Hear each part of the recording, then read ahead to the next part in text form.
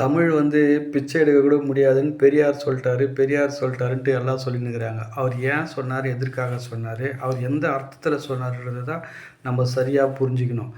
அதாவது தமிழ் வந்து தமிழ்நாட்ல வந்து நம்ப வாழ்றதுக்கு சரியா இருக்கும்.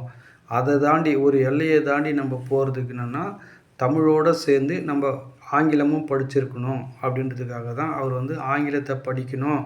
தமிழ நம்ப மட்டும் வச்சுட்டு ஓரளவுக்கு தான் முன்னேற முடியும். அதிகமா முன்னேற முடியாது. உலக அளவுக்கு நம்ப போணும்னா, ஆங்கிலமும் படிக்கணும்னு சொல்லிட்டு பெரியார் அப்ப சொன்னதுக்காக அதுக்காக தான் அது மாரி சொன்னாரு அவரு.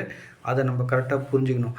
அந்த மாரி தமிழோடு ஆங்கிலமும் நம்ம சேர்த்து படிச்சோம்னா தான் இன்னைக்கு தமிழர்கள் உலகம் ஃபுல்லா பரவி இருக்கிறோம். பெருமைப்பட்டுட்டு இருக்கிறோம்.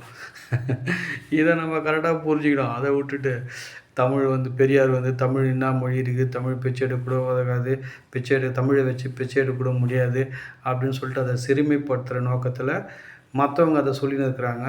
அதுக்கு சூப்பரான ஒரு பதிலடி கொடுத்துருக்காரு கமலஹாசன் அவர்கள், நமது எம்பி. அவருக்கு ஒரு பாராட்டு. அவர் சூப்பராக அவருடைய கன்னி பேச்சு இதில் போயிட்டு பேசும்போது சூப்பராக தமிழை பற்றி நின்று திராவிட சித்தாந்தத்தை வலியுறுத்தி அருமையாக ஒரு கருத்தை பதிவு பண்ணி சூப்பராக பேசியிருக்காரு. அது விவாதத்துக்குரிய அது விவாதித்து தெளிவடைவோம், தெரிஞ்சுக்கும் என்னான்னு சொல்லிட்டு. அதை வந்து பெரியார் வந்து அதை சிறுமைப்படுத்தலை. அதை சிறுமைப்படுத்துகிறதா சொல்கிறது, புரிஞ்சுக்கிறது நம்ம தவறான பார்வை. அதை சரியாக புரிஞ்சுக்கிறது தான் நம்ம கையில் இருக்கிற தெளிவு.